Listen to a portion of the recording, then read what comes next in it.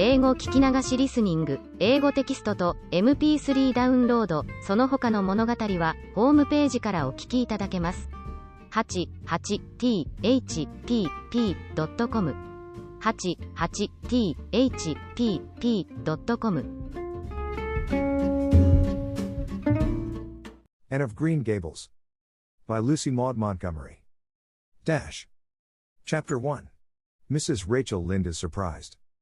Mrs. Rachel Lynde lived just where the Avonlea Main Road dipped down into a little hollow, fringed with alders and ladies' eardrops and traversed by a brook that had its source away back in the woods of the old Cuthbert place. It was reputed to be an intricate, headlong brook in its earlier course through those woods, with dark secrets of pool and cascade, but by the time it reached Lynde's Hollow it was a quiet, well-conducted little stream, for not even a brook could run past Mrs. Rachel Lynde's door without due regard for decency and decorum. It probably was conscious that Mrs. Rachel was sitting at her window, keeping a sharp eye on everything that passed, from brooks and children up, and that if she noticed anything odd or out of place she would never rest until she had ferreted out the whys and wherefores thereof. There are plenty of people in Avonlea and out of it, who can attend closely to their neighbor's business by dint of neglecting their own, but Mrs. Rachel Lynde was one of those capable creatures who can manage their own concerns and those of other folks into the bargain. She was a notable housewife. Her work was always done and well done. She ran the sewing circle, helped run the Sunday school, and was the strongest prop of the Church Aid Society and Foreign Missions Auxiliary. Yet with all this Mrs. Rachel found abundant time to sit for hours at her kitchen window, knitting cotton warp quilts. She had knitted 16 of them, as Avonlea housekeepers were wont to tell in awed voices, and keeping a sharp eye on the main road that crossed the hollow and wound up the steep red hill beyond. Since Avonlea occupied a little triangular peninsula jutting out into the Gulf of St. Lawrence with water on two sides of it, anybody who went out of it or into it had to pass over that hill road and so run the unseen gauntlet of Mrs. Rachel's all-seeing eye. She was sitting there one afternoon in early June. The sun was coming in at the window warm and bright. The orchard on the slope below the house was in a bridal flush of pinky white bloom, hummed over by a myriad of bees. Thomas Lynde, a meek little man whom Avonlea people called Rachel Lynde's husband, was sowing his late turnip seed on the hill field beyond the barn, and Matthew Cuthbert ought to have been sowing his on the big red brook field away over by Green Gables. Mrs. Rachel knew that he ought because she had heard him tell Peter Morrison the evening before in William J. Blair's store over at Carmody that he meant to sow his turnip seed the next afternoon. Peter had asked him, of course, for Matthew Cuthbert had never been known to volunteer information about anything in his whole life. And yet here was Matthew Cuthbert, at 3:30 on the afternoon of a busy day, placidly driving over the hollow and up the hill. Moreover, he wore a white collar and his best suit of clothes, which was plain proof that he was going out of Avonlea, and he had the buggy and the sorrel mare, which betokened that he was going a considerable distance. Now, where was Matthew Cuthbert going and why was he going there? Had it been any other man in Avonlea, Mrs. Rachel, deftly putting this and that together, might have given a pretty good guess as to both questions. But Matthew so rarely went from home that it must be something pressing and unusual which was taking him. He was the shyest man alive and hated to have to go among strangers or to any place where he might have to talk. Matthew, dressed up with a white collar and driving in a buggy, was something that didn't happen often.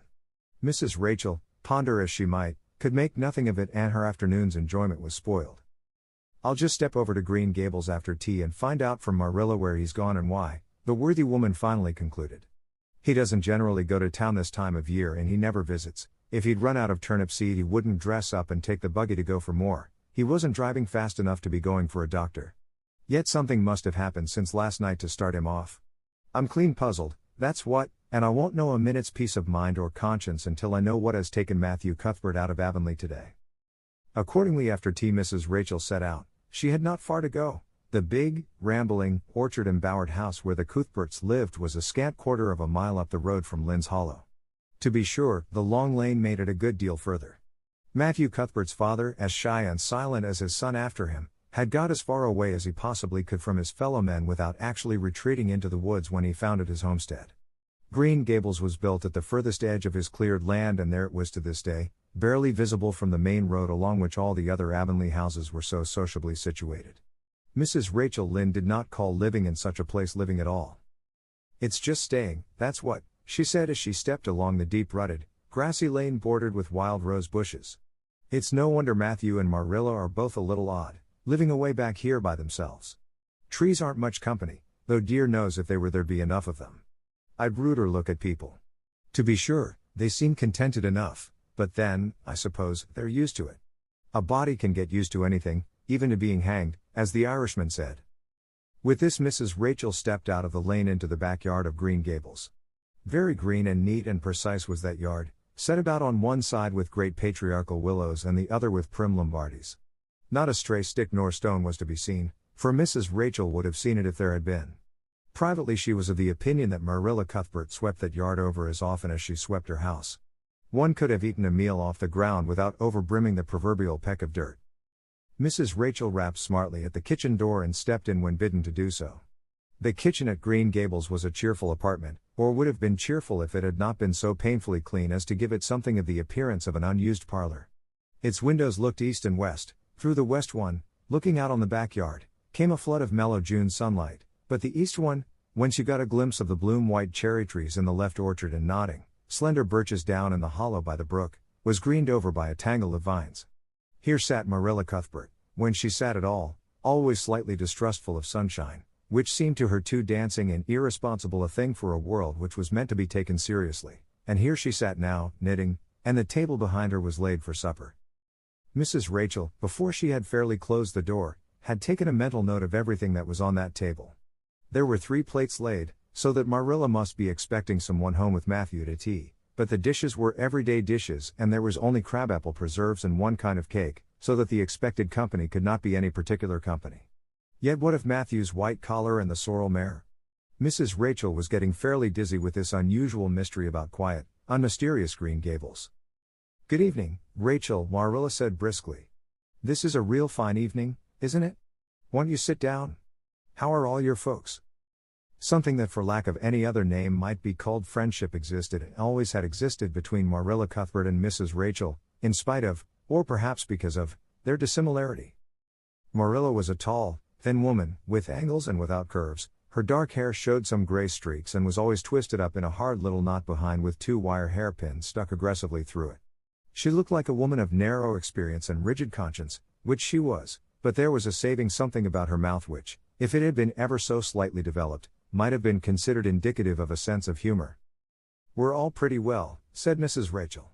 "I was kind of afraid you weren't, though, when I saw Matthew starting off today. I thought maybe he was going to the doctor's." Marilla's lips twitched understandingly. She had expected Mrs. Rachel up. She had known that the sight of Matthew jaunting off so unaccountably would be too much for her neighbor's curiosity. "Oh, no, I'm quite well, although I had a bad headache yesterday," she said. "Matthew went to Bright River. We're getting a little boy from an orphan asylum in Nova Scotia and he's coming on the train tonight." If Marilla had said that Matthew had gone to Bright River to meet a kangaroo from Australia, Mrs. Rachel could not have been more astonished. She was actually stricken dumb for 5 seconds.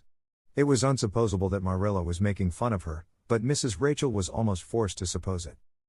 "Are you in earnest, Marilla?" she demanded when voice returned to her. "Yes, of course," said Marilla, as if getting boys from orphan asylums in Nova Scotia were part of the usual spring work on any well-regulated Avonlea farm instead of being an unheard-of innovation. Mrs. Rachel felt that she had received a severe mental jolt. She thought in exclamation points. A boy. Marilla and Matthew Cuthbert of all people adopting a boy. From an orphan asylum. Well, the world was certainly turning upside down. She would be surprised at nothing after this. Nothing. "What on earth put such a notion into your head?" she demanded disapprovingly. This had been done without her advice being asked, and must perforce be disapproved. "Well, we've been thinking about it for some time, all winter in fact," returned Marilla. "Mrs. Alexander Spencer was up here one day before Christmas and she said she was going to get a little girl from the asylum over in Hopeton in the spring. Her cousin lives there and Mrs. Spencer has visited here and knows all about it. So Matthew and I have talked it over off and on ever since. We thought we'd get a boy. Matthew is getting up in years, you know, he's 60, and he isn't so spry as he once was. His heart troubles him a good deal. And you know how desperate hard it's got to be to get hired help. There's never anybody to be had but those stupid, half-grown little French boys, and as soon as you do get one broke into your ways and taught something, he's up and off to the lobster canneries or the States. At first Matthew suggested getting a homeboy. But I said no flat to that. They may be all right, I'm not saying they're not, but no London Street Arabs for me, I said. Give me a native born at least. There'll be a risk, no matter who we get. But I'll feel easier in my mind and sleep sounder at nights if we get a born Canadian. So in the end we decided to ask Mrs. Spencer to pick us out one when she went over to get her little girl. We heard last week she was going, so we sent her word by Richard Spencer's folks at Carmody to bring us a smart, likely boy of about 10 or 11. We decided that would be the best age, old enough to be of some use in doing chores right off and young enough to be trained up proper. We mean to give him a good home and schooling. We had a telegram from Mrs. Alexander Spencer today. The mailman brought it from the station, saying they were coming on the 5:30 train tonight. So Matthew went to Bright River to meet him. Mrs. Spencer will drop him off there. Of course she goes on to White Sands Station herself. Mrs. Rachel prided herself on always speaking her mind. She proceeded to speak it now, having adjusted her mental attitude to this amazing piece of news. Well, Marilla, I'll just tell you plain that I think you're doing a mighty foolish thing, a risky thing, that's what. You don't know what you're getting. You're bringing a strange child into your house and home and you don't know a single thing about him nor what his disposition is like nor what sort of parents he had nor how he's likely to turn out. Why, it was only last week I read in the paper how a man and his wife up west of the island took a boy out of an orphan asylum and he set fire to the house at night, set it on purpose, Marilla, and nearly burnt them to a crisp in their beds. And I know another case where an adopted boy used to suck the eggs, they couldn't break him of it. If you had asked my advice in the matter, which you didn't do, Marilla, I'd have said for mercy's sake not to think of such a thing, that's what. This job's comforting seemed neither to offend nor to alarm Marilla. She knitted steadily on. I don't deny there's something in what you say, Rachel. I've had some qualms myself. But Matthew was terrible set on it. I could see that, so I gave in. It's so seldom Matthew sets his mind on anything that when he does I always feel it's my duty to give in. And as for the risk, there's risks in pretty near everything a body does in this world. There's risks in people's having children of their own if it comes to that, they don't always turn out well. And then Nova Scotia is right close to the island. It isn't as if we were getting him from England or the States. He can't be much different from ourselves. Well, I hope it will turn out all right, said Mrs. Rachel in a tone that plainly indicated her painful doubts. Only don't say I didn't warn you if he burns Green Gables down or puts strychnine in the well. I heard of a case over in New Brunswick where an orphan asylum child did that and then the whole family died in fearful agonies. Only, it was a girl in that instance. Well, we're not getting a girl, said Marilla, as if poisoning wells were a purely feminine accomplishment and not to be dreaded in the case of a boy. I'd never dream of taking a girl to bring up. I wonder at Mrs. Alexander Spencer for doing it. But there, she wouldn't shrink from adopting a whole orphan asylum if she took it into her head. Mrs. Rachel would have liked to stay until Matthew came home with his imported orphan. But reflecting that it would be a good 2 hours at least before his arrival, she concluded to go up the road to Robert Bell's and tell the news. It would certainly make a sensation second to none, and Mrs. Rachel dearly loved to make a sensation.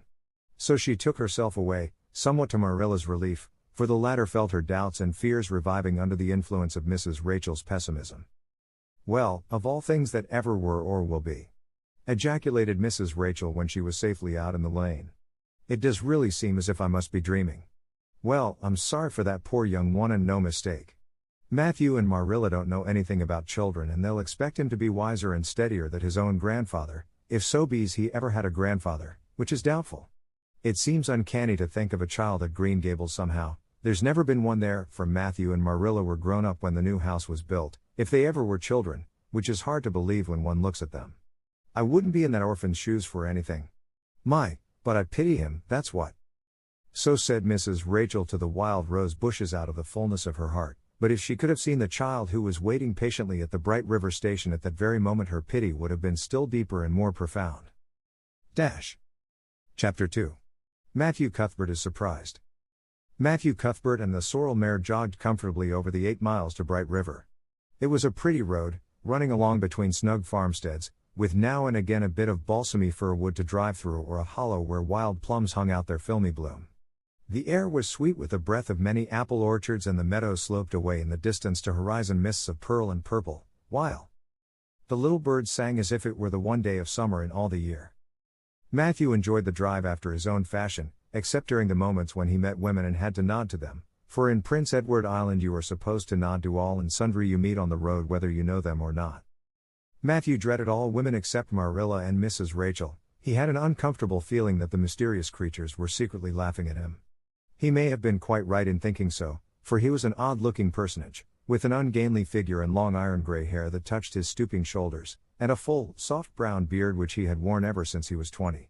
In fact, He had looked at 20 very much as he looked at 60, lacking a little of the grayness. When he reached Bright River there was no sign of any train. He thought he was too early, so he tied his horse in the yard of the small Bright River Hotel and went over to the station house. The long platform was almost deserted, the only living creature in sight being a girl who was sitting on a pile of shingles at the extreme end. Matthew, barely noting that it was a girl, sidled past her as quickly as possible without looking at her. Had he looked he could hardly have failed to notice the tense rigidity and expectation of her attitude and expression.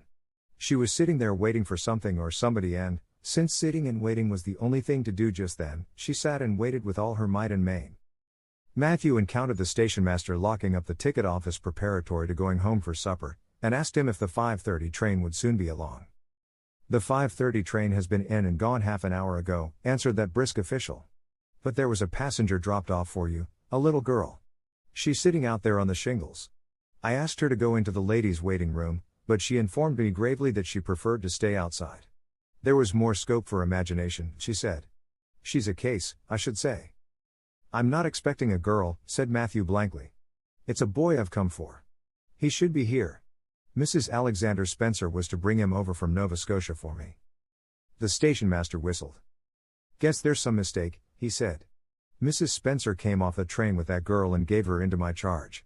Said you and your sister were adopting her from an orphan asylum and that you would be along for her presently. That's all I know about it, and I haven't got any more orphans concealed hereabouts." "I don't understand," said Matthew helplessly, wishing that Marilla was at hand to cope with the situation. "Well, you'd better question the girl," said the station master carelessly. "I dare say she'll be able to explain. She's got a tongue of her own, that's certain.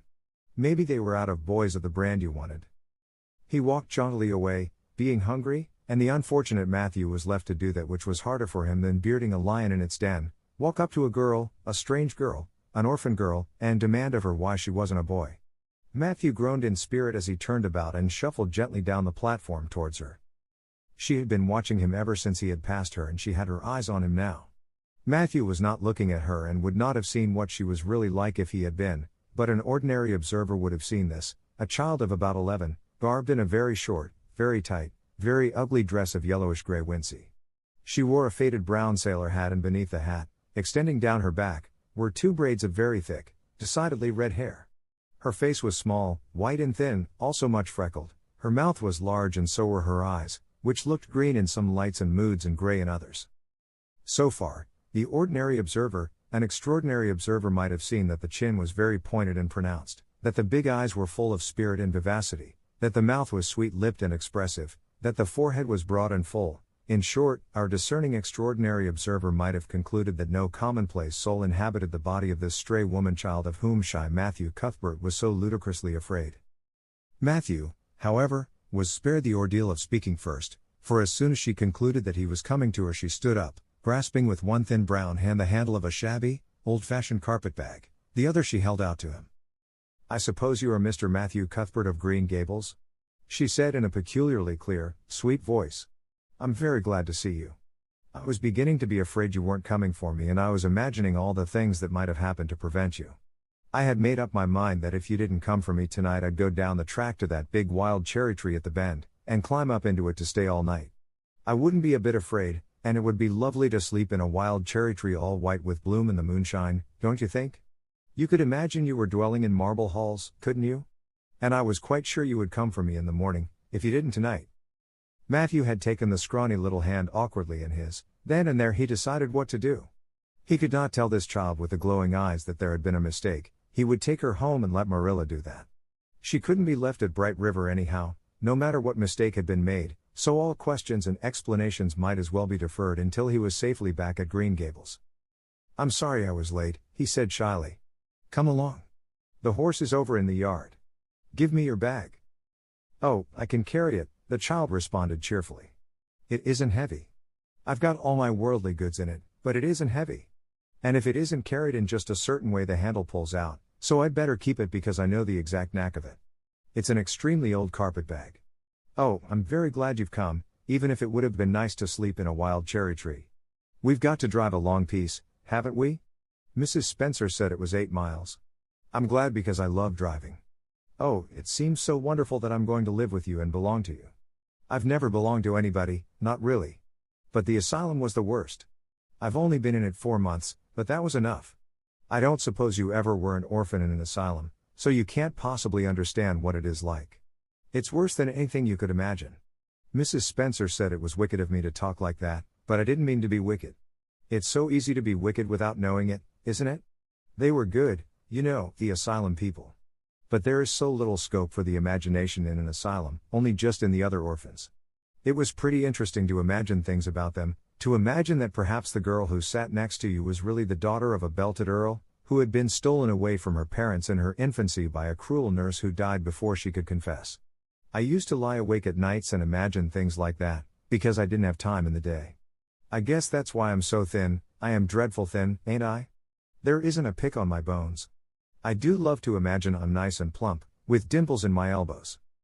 With this Matthew's companion stopped talking, partly because she was out of breath and partly because they had reached the buggy.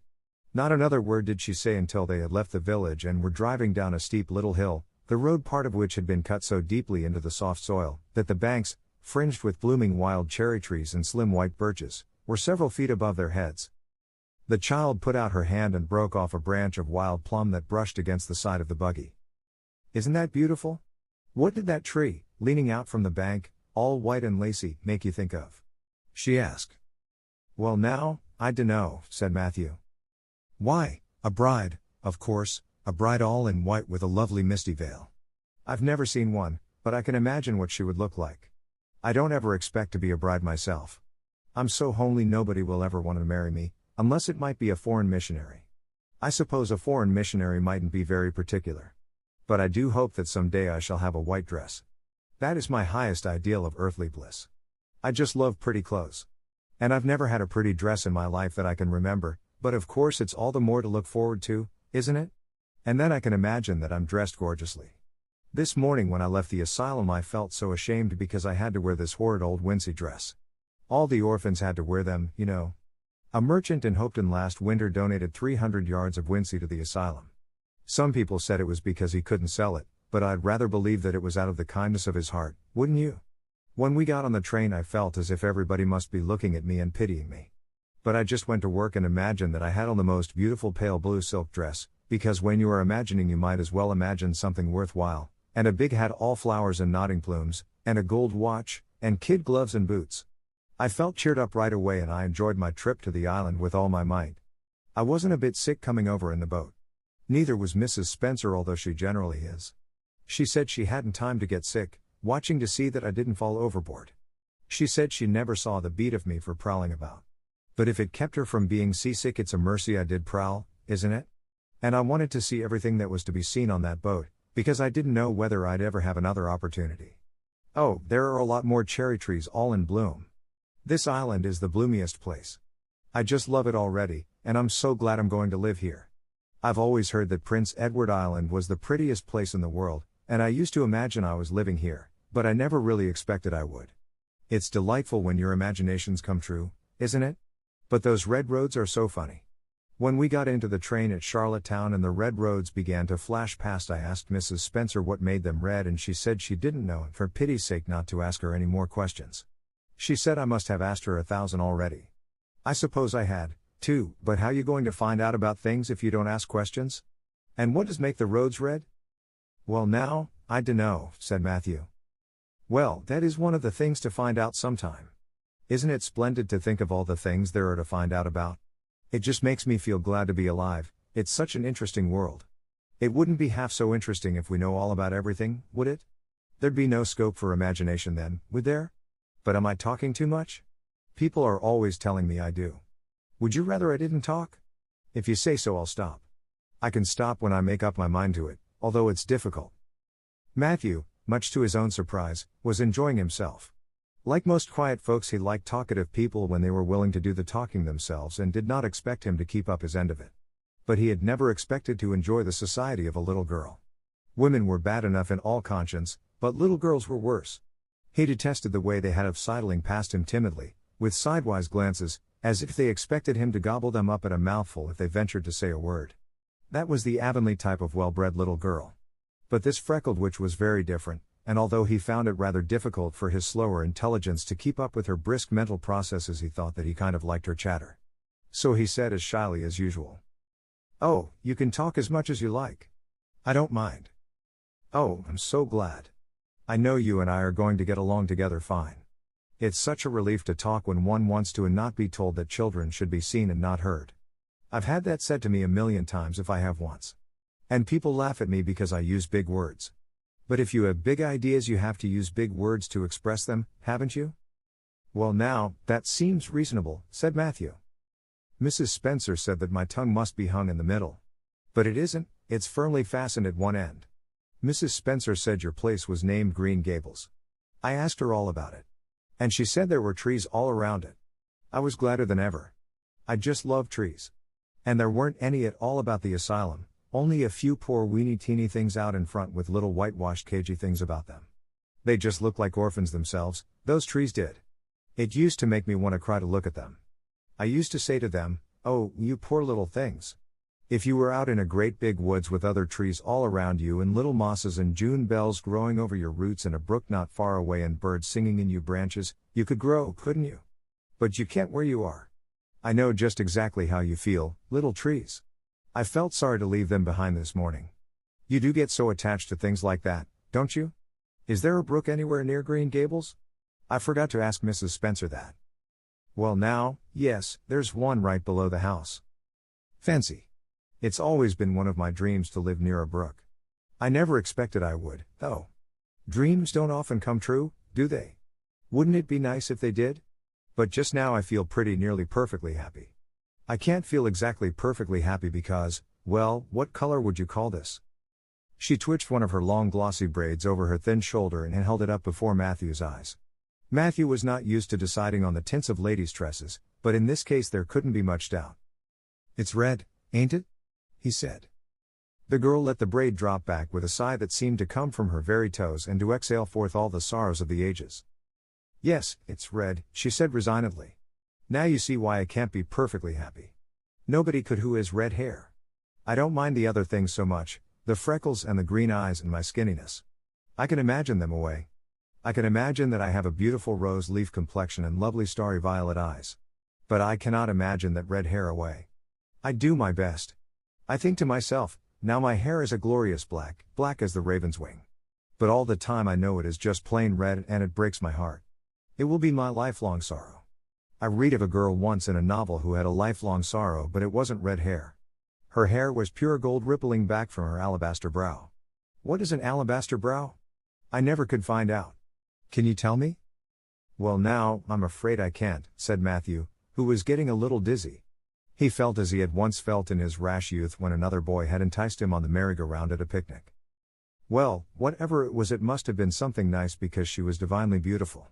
Have you ever imagined what it must feel like to be divinely beautiful?"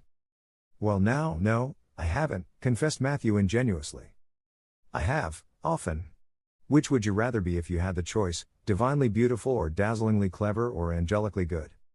"Well now, I don't know exactly." "Neither do I. I can never decide. But it doesn't make much real difference, for it isn't likely I'll ever be either. It's certain I'll never be angelically good. Mrs. Spencer says, 'Oh, Mr. Cuthbert. Oh, Mr. Cuthbert. Oh, Mr. Cuthbert.'" That was not what Mrs. Spencer had said. Neither had the child tumbled out of the buggy nor had Matthew done anything astonishing. They had simply rounded a curve in the road and found themselves in the avenue. The avenue, so called by the Newbridge people, was a stretch of road 400 or 500 yards long, completely arched over with huge, wide-spreading apple trees, planted years ago by an eccentric old farmer. Overhead was one long canopy of snowy fragrant bloom. Below the boughs the air was full of a purple twilight, and far ahead a glimpse of painted sunset sky shone like a great rose window at the end of a cathedral aisle. Its beauty seemed to strike the child dumb. She leaned back in the buggy, her thin hands clasped before her, her face lifted rapturously to the white splendor above. Even when they had passed out and were driving down the long slope to Newbridge, she never moved or spoke. Still with rapt face she gazed afar into the sunset west, with eyes that saw visions trooping splendidly across that glowing background. Through Newbridge, a bustling little village where dogs barked at them and small boys hooted and curious faces peered from the windows, they drove, still in silence. When 3 more miles had dropped away behind them, the child had not spoken. She could keep silence, it was evident, as energetically as she could talk. I guess you're feeling pretty tired and hungry, Matthew ventured to say at last, accounting for her long visitation of dumbness with the only reason he could think of. But we haven't very far to go now, only another mile. She came out of her reverie with a deep sigh and looked at him with the dreamy gaze of a soul that had been wandering afar, star-led. "Oh, Mr. Cuthbert," she whispered, "that place we came through, that white place, what was it?"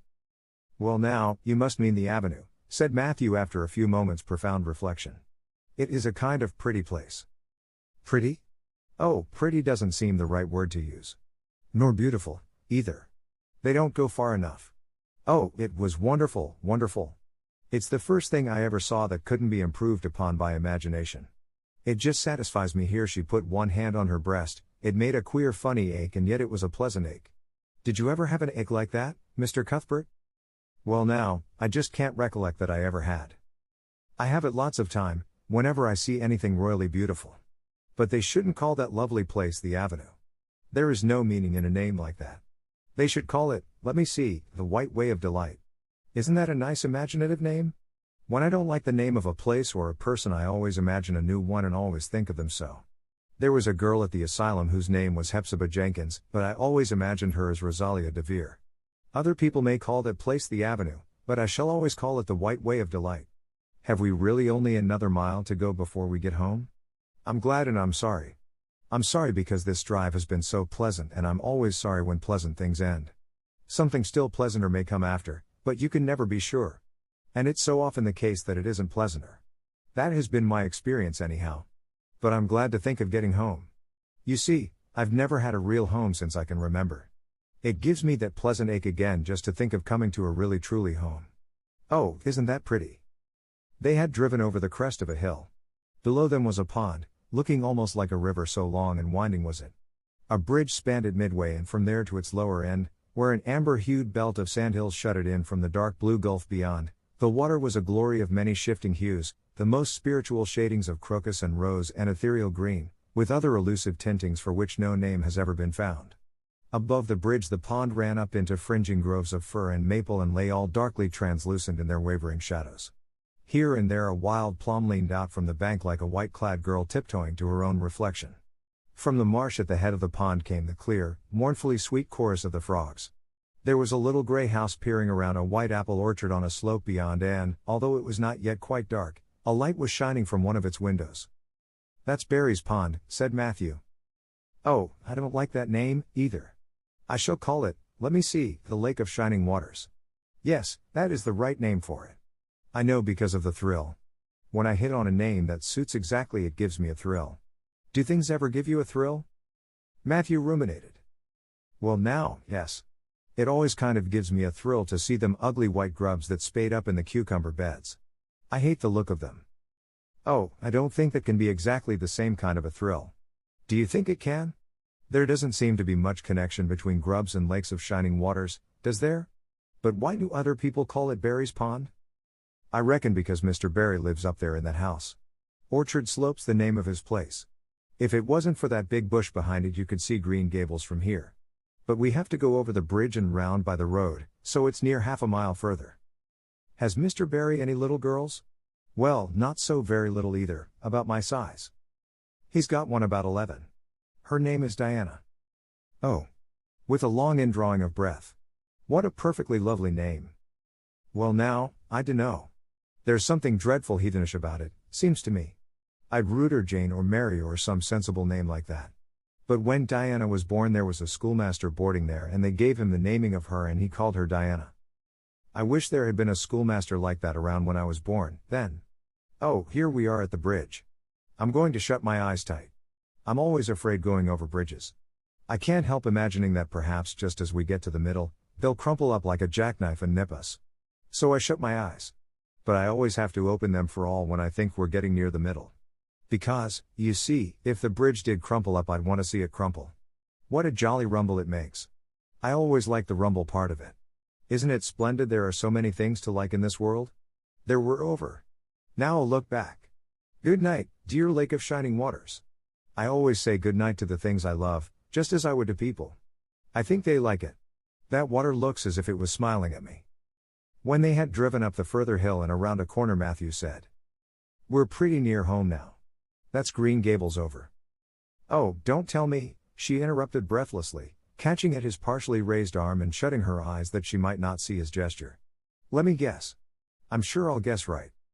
She opened her eyes and looked about her. They were on the crest of a hill. The sun had set some time since, but the landscape was still clear in the mellow afterlight. To the west a dark church spire rose up against a marigold sky. Below was a little valley and beyond a long, gently rising slope with snug farmsteads scattered along it. From one to another the child's eyes darted, eager and wistful. At last they lingered on one away to the left, far back from the road, dimly white with blossoming trees in the twilight of the surrounding woods. Over it, in the stainless southwest sky, a great crystal white star was shining like a lamp of guidance and promise. That's it, isn't it? She said, pointing. Matthew slapped the reins on the sorrel's back delightedly. Well now, you've guessed it. But I reckon Mrs. Spencer described it so's you could tell. No, she didn't. Really she didn't. All she said might just as well have been about most of those other places. I hadn't any real idea what it looked like. But just as soon as I saw it I felt it was home. Oh, it seems as if I must be in a dream. Do you know, my arm must be black and blue from the elbow up, for I've pinched myself so many times today. Every little while a horrible sickening feeling would come over me and I'd be so afraid it was all a dream. Then I'd pinch myself to see if it was real, until suddenly I remembered that even supposing it was only a dream I'd better go on dreaming as long as I could, so I stopped pinching. But it is real and we're nearly home. With a sigh of rapture she relapsed into silence. Matthew stirred uneasily. He felt glad that it would be Marilla and not he who would have to tell this waif of the world that the home she longed for was not to be hers after all. They drove over Lynn's Hollow, where it was already quite dark, but not so dark that Mrs. Rachel could not see them from her window vantage, and up the hill and into the long lane of Green Gables. By the time they arrived at the house Matthew was shrinking from the approaching revelation with an energy he did not understand. It was not of Marilla or himself he was thinking or of the trouble this mistake was probably going to make for them, but of the child's disappointment. When he thought of that rapt light being quenched in her eyes he had an uncomfortable feeling that he was going to assist at murdering something, much the same feeling that came over him when he had to kill a lamb or calf or any other innocent little creature. The yard was quite dark as they turned into it and the poplar leaves were rustling silkily all round it.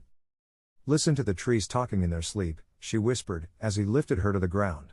What nice dreams they must have. Then, holding tightly to the carpetbag which contained all her worldly goods, she followed him into the house. Chapter 3. Marilla Cuthbert is surprised. Marilla came briskly forward as Matthew opened the door. But when her eyes fell on the odd little figure in the stiff, ugly dress, with the long braids of red hair and the eager, luminous eyes, she stopped short in amazement. Matthew Cuthbert, who's that? She ejaculated. Where is the boy? There wasn't any boy, said Matthew wretchedly. There was only her. He nodded at the child, remembering that he had never even asked her name. No boy. But there must have been a boy, insisted Marilla. We sent word to Mrs. Spencer to bring a boy. Well, she didn't. She brought her. I asked the station master. And I had to bring her home. She couldn't be left there, no matter where the mistake had come in. Well, this is a pretty piece of business, ejaculated Marilla. During this dialogue the child had remained silent, her eyes roving from one to the other, all the animation fading out of her face. Suddenly she seemed to grasp the full meaning of what had been said. Dropping her precious carpetbag she sprang forward a step and clasped her hands. You don't want me? She cried. You don't want me because I'm not a boy. I might have expected it. Nobody ever did want me. I might have known it was all too beautiful to last.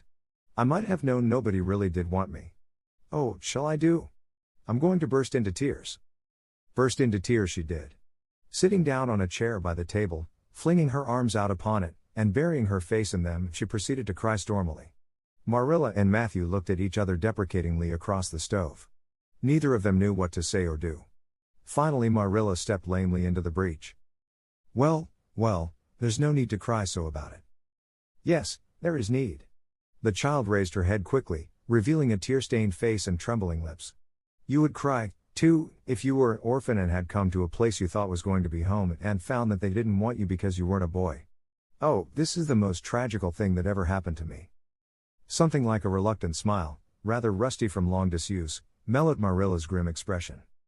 Well, don't cry any more. We're not going to turn you out of doors tonight. You'll have to stay here until we investigate this affair. What's your name?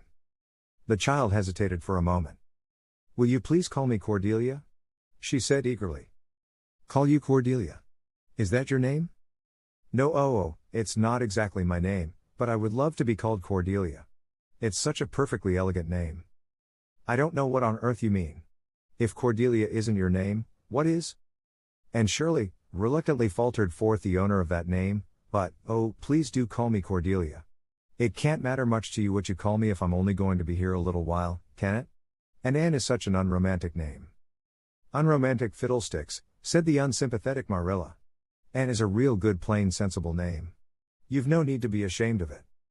Oh, I'm not ashamed of it, explained Anne, only I like Cordelia better. I've always imagined that my name was Cordelia, at least, I always have of late years. When I was young I used to imagine it was Geraldine, but I like Cordelia better now. But if you call me and please call me and spelled with an E. What difference does it make how it's spelled? Asked Marilla with another rusty smile as she picked up the teapot. Oh, it makes such a difference. It looks so much nicer. When you hear a name pronounced, can't you always see it in your mind, just as if it was printed out? I can, and ANN looks dreadful, but ANNE looks so much more distinguished. If you'll only call me and spelled with an E, I shall try to reconcile myself to not being called Cordelia. Very well, then, and spelled with an E, can you tell us how this mistake came to be made? We sent word to Mrs. Spencer to bring us a boy. Were there no boys at the asylum? Oh, yes, there was an abundance of them. But Mrs. Spencer said distinctly that you wanted a girl about 11 years old. And the matron said she thought I would do. You don't know how delighted I was. I couldn't sleep all last night for joy. Oh, she added reproachfully, turning to Matthew, why didn't you tell me at the station that you didn't want me and leave me there? If I hadn't seen the White Way of Delight and the Lake of Shining Waters it wouldn't be so hard. What on earth does she mean? Demanded Marilla, staring at Matthew. She's just referring to some conversation we had on the road, said Matthew hastily. I'm going out to put the mare in, Marilla. Have tea ready when I come back. Did Mrs. Spencer bring anybody over besides you? Continued Marilla when Matthew had gone out. She brought Lily Jones for herself. Lily is only 5 years old and she is very beautiful and had nut brown hair. If I was very beautiful and had nut brown hair, would you keep me? No. We want a boy to help Matthew on the farm. A girl would be of no use to us. Take off your hat. I'll lay it and your bag on the hall table. Anne took off her hat meekly. Matthew came back presently and they sat down to supper. But Anne could not eat. In vain she nibbled at the bread and butter and pecked at the crabapple preserve out of the little scalloped glass dish by her plate. She did not really make any headway at all. You're not eating anything, said Marilla sharply, eyeing her as if it were a serious shortcoming. And sighed. I can't. I'm in the depths of despair. Can you eat when you are in the depths of despair? I've never been in the depths of despair, so I can't say, responded Marilla. Weren't you? Well, did you ever try to imagine you were in the depths of despair? No, I didn't. Then I don't think you can understand what it's like. It's a very uncomfortable feeling indeed. When you try to eat, a lump comes right up in your throat and you can't swallow anything, not even if it was a chocolate caramel. I had one chocolate caramel once 2 years ago and it was simply delicious. I've often dreamed since then that I had a lot of chocolate caramels, but I always wake up just when I'm going to eat them. I do hope you won't be offended because I can't eat. Everything is extremely nice, but still I cannot eat. I guess she's tired, said Matthew, who hadn't spoken since his return from the barn. Best put her to bed, Marilla. Marilla had been wondering where Anne should be put to bed. She had prepared a couch in the kitchen chamber for the desired and expected boy. But, although it was neat and clean, it did not seem quite the thing to put a girl there somehow. But the spare room was out of the question for such a stray waif, so there remained only the east gable room. Marilla lighted a candle and told Anne to follow her, which Anne spiritlessly did, taking her hat and carpetbag from the hall table as she passed. The hall was fearsomely clean, the little gable chamber in which she presently found herself seemed still cleaner. Marilla set the candle on a three-legged, three-cornered table and turned down the bedclothes. I suppose you have a nightgown? She questioned. And nodded. Yes, I have two. The matron of the asylum made them for me. They're fearfully skimpy. There is never enough to go around in an asylum, so things are always skimpy, at least in a poor asylum like ours. I hate skimpy nightdresses. But one can dream just as well in them as in lovely trailing ones, with frills around the neck, that's one consolation. Well, undress as quick as you can and go to bed. I'll come back in a few minutes for the candle. I daren't trust you to put it out yourself. You'd likely set the place on fire. When Marilla had gone and looked around her wistfully. The whitewashed walls were so painfully bare and staring that she thought they must ache over their own bareness.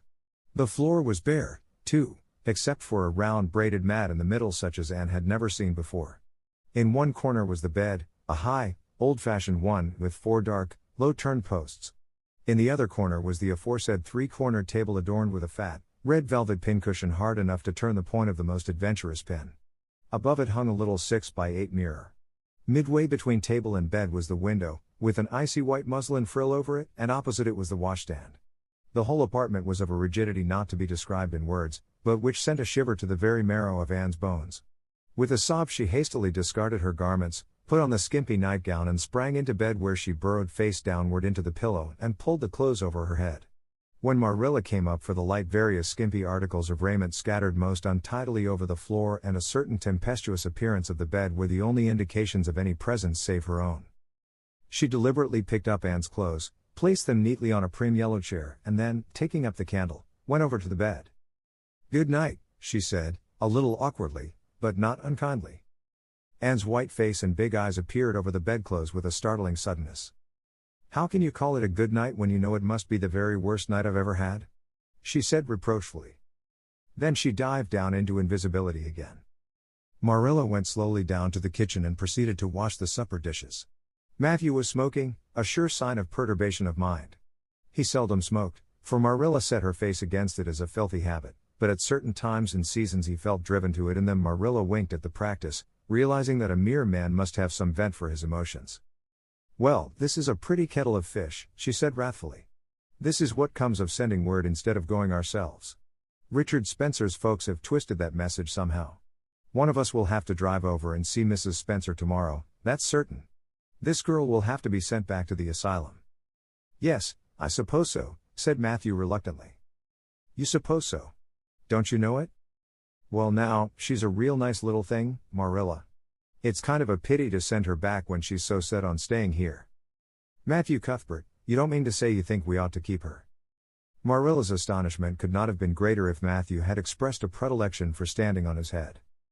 "Well, now, no, I suppose not exactly," stammered Matthew, uncomfortably driven into a corner for his precise meaning. "I suppose, we could hardly be expected to keep her." "I should say not. What good would she be to us?" "We might be some good to her," said Matthew suddenly and unexpectedly. "Matthew Cuthbert, I believe that child has bewitched you. I can see as plain that you want to keep her." "Well now, she's a real interesting little thing," persisted Matthew. "You should have heard her talk coming from the station." "Oh, she can talk fast enough. I saw that at once. It's nothing in her favor, either. I don't like children who have so much to say. I don't want an orphan girl, and if I did, she isn't the style I'd pick out. There's something I don't understand about her. No, she's got to be dispatched straightway back to where she came from." "I could hire a French boy to help me," said Matthew, "and she'd be company for you." "I'm not suffering for company," said Marilla shortly. "And I'm not going to keep her."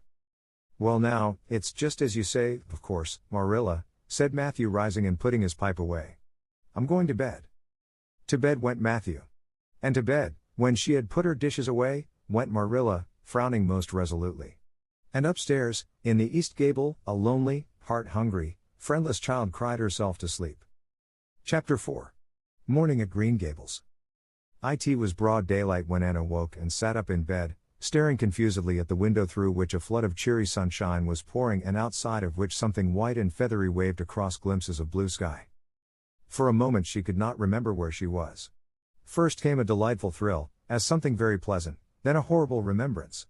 This was Green Gables, and they didn't want her because she wasn't a boy.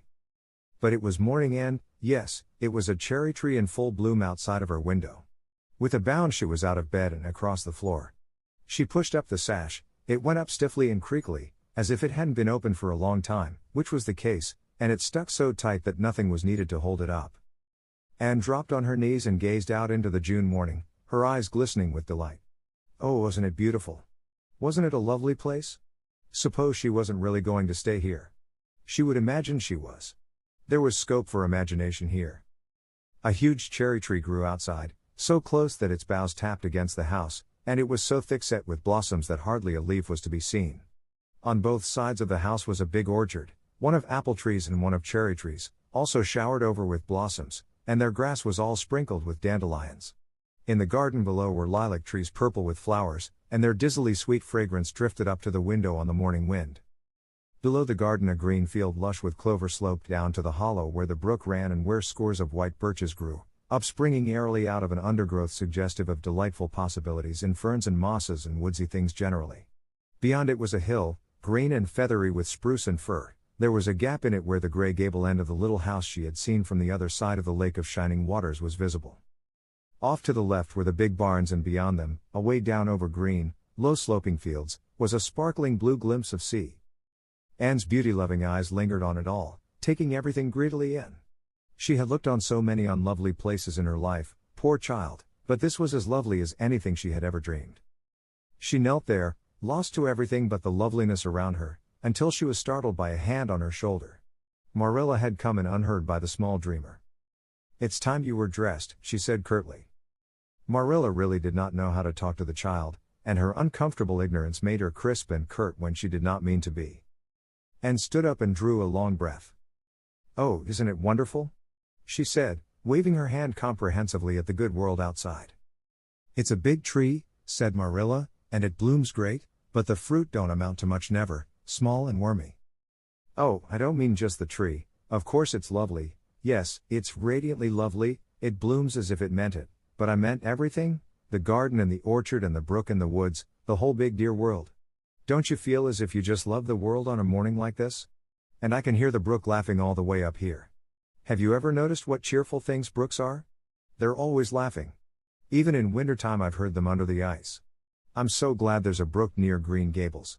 Perhaps you think it doesn't make any difference to me when you're not going to keep me, but it does. I shall always like to remember that there is a brook at Green Gables even if I never see it again. If there wasn't a brook I'd be haunted by the uncomfortable feeling that there ought to be one. I'm not in the depths of despair this morning. I never can be in the morning. Isn't it a splendid thing that there are mornings? But I feel very sad. I've just been imagining that it was really me you wanted after all and that I was to stay here forever and ever. It was a great comfort while it lasted. But the worst of imagining things is that the time comes when you have to stop, and that hurts. You'd better get dressed and come downstairs and never mind your imaginings, said Marilla as soon as she could get a word in edgewise. Breakfast is waiting. Wash your face and comb your hair. Leave the window up and turn your bedclothes back over the foot of the bed. Be as smart as you can. And could evidently be smart to some purpose, for she was downstairs in 10 minutes' time, with her clothes neatly on, her hair brushed and braided, her face washed, and a comfortable consciousness pervading her soul that she had fulfilled all Marilla's requirements. As a matter of fact, however, she had forgotten to turn back the bedclothes. "I'm pretty hungry this morning," she announced as she slipped into the chair Marilla placed for her. "The world doesn't seem such a howling wilderness as it did last night. I'm so glad it's a sunshiny morning. But I like rainy mornings real well, too. All sorts of mornings are interesting, don't you think? You don't know what's going to happen through the day, and there's so much scope for imagination. But I'm glad it's not rainy today, because it's easier to be cheerful and bear up under affliction on a sunshiny day. I feel that I have a good deal to bear up under. It's all very well to read about sorrows and imagine yourself living through them heroically, but it's not so nice when you really come to have them, is it?" "For pity's sake hold your tongue," said Marilla. "You talk entirely too much for a little girl." Thereupon Anne held her tongue so obediently and thoroughly that her continued silence made Marilla rather nervous, as if in the presence of something not exactly natural. Matthew also held his tongue, but this was natural, so that the meal was a very silent one. As it progressed, Anne became more and more abstracted, eating mechanically, with her big eyes fixed unswervingly and unseeingly on the sky outside the window. This made Marilla more nervous than ever. She had an uncomfortable feeling that while this odd child's body might be there at the table, her spirit was far away in some remote airy cloudland, borne aloft on the wings of imagination. Who would want such a child about the place? Yet Matthew wished to keep her, of all unaccountable things. Marilla felt that he wanted it just as much this morning as he had the night before, and that he would go on wanting it. That was Matthew's way, take a whim into his head and cling to it with the most amazing silent persistency, a persistency 10 times more potent and effectual in its very silence than if he had talked it out. When the meal was ended, Anne came out of her reverie and offered to wash the dishes. "Can you wash dishes right?" asked Marilla distrustfully. "Pretty well. I'm better at looking after children, though. I've had so much experience at that. It's such a pity you haven't any here for me to look after. I don't feel as if I wanted any more children to look after than I've got at present. You're problem enough in all conscience. What's to be done with you I don't know. Matthew is a most ridiculous man. I think he's lovely, said Anne reproachfully. He is so very sympathetic. He didn't mind how much I talked, he seemed to like it. I felt that he was a kindred spirit as soon as ever I saw him. You're both queer enough, if that's what you mean by kindred spirits, said Marilla with a sniff. Yes, you may wash the dishes. Take plenty of hot water, and be sure you dry them well. I've got enough to attend to this morning, for I'll have to drive over to White Sands in the afternoon and see Mrs. Spencer. You'll come with me and we'll settle what's to be done with you. After you finish the dishes, go upstairs and make your bed. And wash the dishes deftly enough, as Marilla, who kept a sharp eye on the process, discerned. Later on she made her bed less successfully, for she had never learned the art of wrestling with a feather tick. But his was done somehow and smoothed down, and then Marilla, to get rid of her, told her she might go out of doors and amuse herself until dinner time. And flew to the door, face alight, eyes glowing. On the very threshold she stopped short, wheeled about, came back and sat down by the table, light and glow as effectually blotted out as if someone had clapped an extinguisher on her. What's the matter now? Demanded Marilla. I don't dare go out, said Anne, in the tone of a martyr relinquishing all earthly joys. If I can't stay here, there is no use in my loving Green Gables. And if I go out there and get acquainted with all those trees and flowers and the orchard and the brook, I'll not be able to help loving it. It's hard enough now, so I won't make it any harder. I want to go out so much, everything seems to be calling to me. Anne, come out to us. Anne, we want a playmate, but it's better not. There is no use in loving things if you have to be torn from them, is there?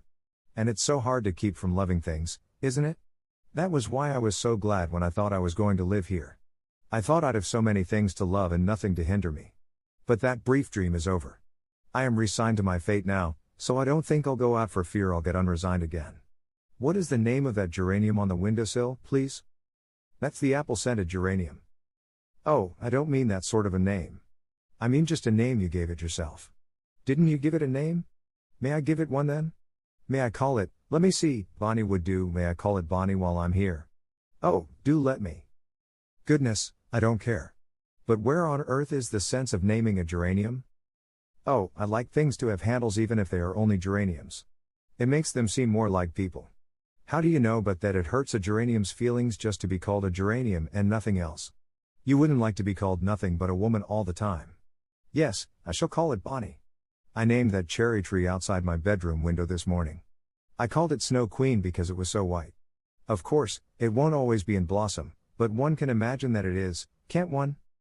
I never in all my life saw or heard anything to equal her, muttered Marilla, beating a retreat down to the cellar after potatoes. She is kind of interesting, as Matthew says. I can feel already that I'm wondering what on earth she'll say next. She'll be casting a spell over me, too. She's cast it over Matthew. That look he gave me when he went out said everything he said or hinted last night over again. I wish he was like other men and would talk things out. A body could answer back then and argue him into reason. But what's to be done with a man who just looks? And had relapsed into reverie, with her chin in her hands and her eyes on the sky, when Marilla returned from her cellar pilgrimage. There Marilla left her until the early dinner was on the table. I suppose I can have the mare and buggy this afternoon, Matthew? Said Marilla. Matthew nodded and looked wistfully at Anne. Marilla intercepted the look and said grimly, I'm going to drive over to White Sands and settle this thing. I'll take Anne with me and Mrs. Spencer will probably make arrangements to send her back to Nova Scotia at once. I'll set your tea out for you and I'll be home in time to milk the cows. Still Matthew said nothing and Marilla had a sense of having wasted words and breath. There is nothing more aggravating than a man who won't talk back, unless it is a woman who won't. Matthew hitched the sorrel into the buggy in due time and Marilla and Anne set off. Matthew opened the yard gate for them and as they drove slowly through, he said, to nobody in particular as it seemed. Little Jerry be out from the creek was here this morning, and I told him I guessed I'd hire him for the summer. Marilla made no reply, but she hit the unlucky sorrel such a vicious clip with the whip that the fat mare, unused to such treatment, whizzed indignantly down the lane at an alarming pace. Marilla looked back once as the buggy bounced along and saw that aggravating Matthew leaning over the gate, looking wistfully after them. Chapter 5. Anne's history. Do you know, said Anne confidentially, I've made up my mind to enjoy this drive. It's been my experience that you can nearly always enjoy things if you make up your mind firmly that you will. Of course, you must make it up firmly. I am not going to think about going back to the asylum while we're having our drive. I'm just going to think about the drive. Oh, look, there's one little early wild rose out. Isn't it lovely? Don't you think it must be glad to be a rose? Wouldn't it be nice if roses could talk? I'm sure they could tell us such lovely things. And isn't pink the most bewitching color in the world? I love it, but I can't wear it. Red-headed people can't wear pink, not even in imagination. Did you ever know of anybody whose hair was red when she was young, but got to be another color when she grew up? No, I don't know as I ever did, said Marilla mercilessly, and I shouldn't think it likely to happen in your case either. And sighed. Well, that is another hope gone. My life is a perfect graveyard of buried hopes. That's a sentence I read in a book once, and I say it over to comfort myself whenever I'm disappointed in anything. I don't see where the comforting comes in myself, said Marilla. Why? Because it sounds so nice and romantic, just as if I were a heroine in a book, you know. I am so fond of romantic things, and a graveyard full of buried hopes is about as romantic a thing as one can imagine, isn't it? I'm rather glad I have one. Are we going across the Lake of Shining Waters today? We're not going over Barry's Pond, if that's what you mean by your Lake of Shining Waters. We're going by the Shore Road. Shore Road sounds nice, said Anne dreamily. Is it as nice as it sounds? Just when you said Shore Road I saw it in a picture in my mind, as quick as that. And White Sands is a pretty name, too, but I don't like it as well as Avonlea. Avonlea is a lovely name. It just sounds like music. How far is it to White Sands?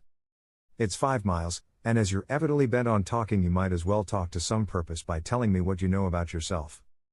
Oh, what I know about myself isn't really worth telling, said Anne eagerly. If you'll only let me tell you what I imagine about myself you'll think it ever so much more interesting. No, I don't want any of your imaginings. Just you stick to bald facts. Begin at the beginning. Where were you born and how old are you? I was 11 last March, said Anne, resigning herself to bald facts with a little sigh. And I was born in Bolingbroke, Nova Scotia. My father's name was Walter Shirley, and he was a teacher in the Bolingbroke High School. My mother's name was Bertha Shirley. Aren't Walter and Bertha lovely names? I'm so glad my parents had nice names. It would be a real disgrace to have a father named, well, say Jedediah, wouldn't it? I guess it doesn't matter what a person's name is as long as he behaves himself, said Marilla, feeling herself called upon to inculcate a good and useful moral. Well, I don't know. And look thoughtful. I read in a book once that a rose by any other name would smell as sweet, but I've never been able to believe it. I don't believe a rose would be as nice if it was called a thistle or a skunk cabbage.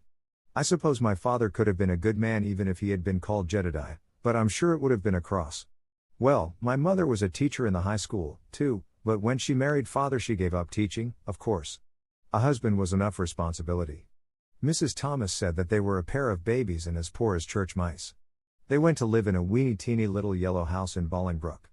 I've never seen that house, but I've imagined it thousands of times. I think it must have had honeysuckle over the parlor window and lilacs in the front yard and lilies of the valley just inside the gate. Yes, and muslin curtains in all the windows. Muslin curtains give a house such an air. I was born in that house. Mrs. Thomas said I was the homeliest baby she ever saw. I was so scrawny and tiny and nothing but eyes, but that mother thought I was perfectly beautiful. I should think a mother would be a better judge than a poor woman who came in to scrub, wouldn't you? I'm glad she was satisfied with me anyhow. I would feel so sad if I thought I was a disappointment to her, because she didn't live very long after that, you see. She died of fever when I was just 3 months old. I do wish she'd lived long enough for me to remember calling her mother. I think it would be so sweet to say mother, don't you?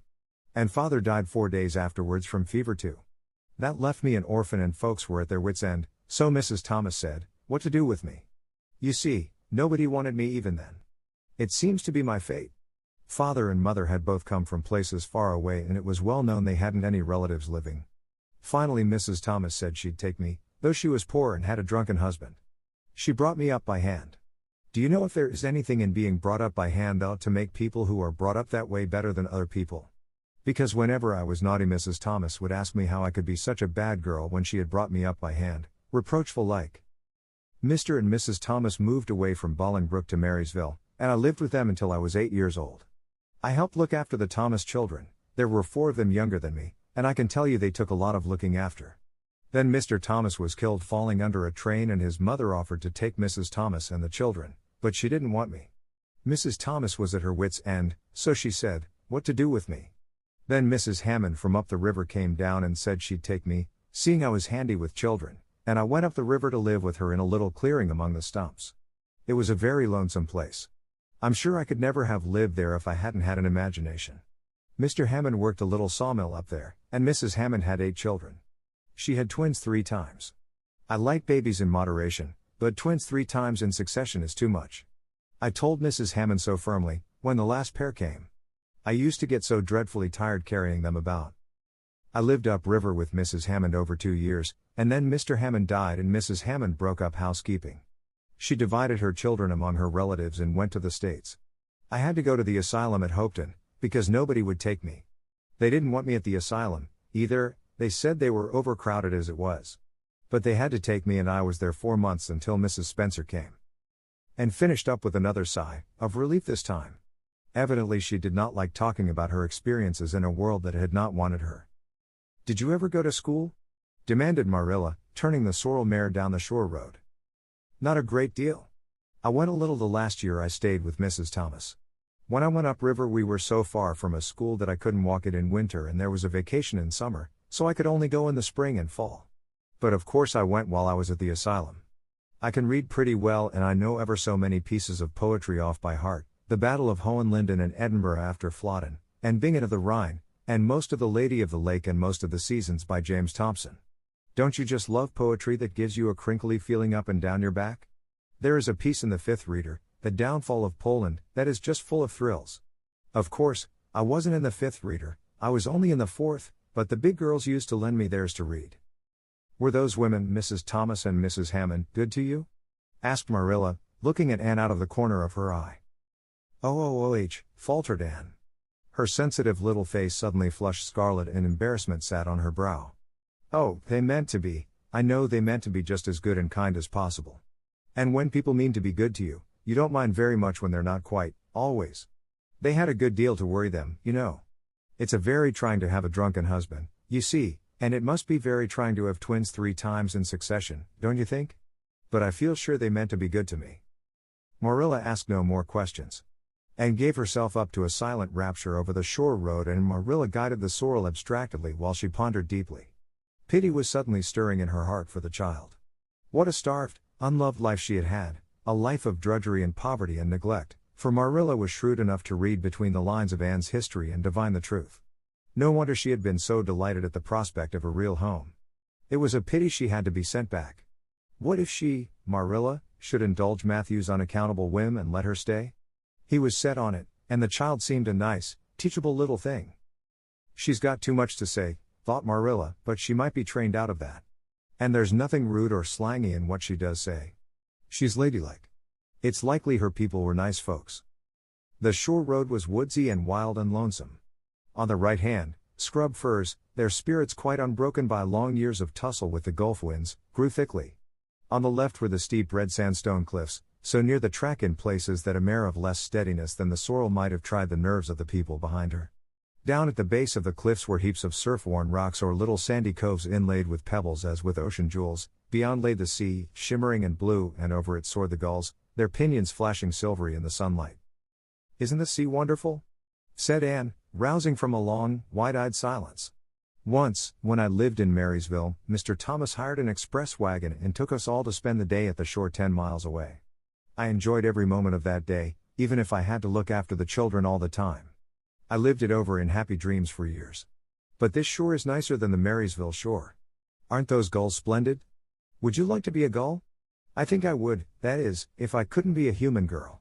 Don't you think it would be nice to wake up at sunrise and swoop down over the water and away out over that lovely blue all day, and then at night to fly back to one's nest? Oh, I can just imagine myself doing it. What big house is that just ahead, please? That's the White Sands Hotel.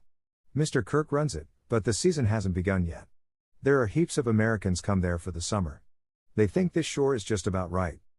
I was afraid it might be Mrs. Spencer's place, said Anne mournfully. I don't want to get there. Somehow, it will seem like the end of everything.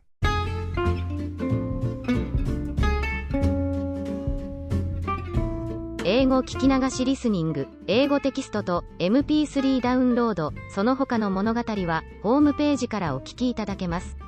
88thpp.com 88thpp.com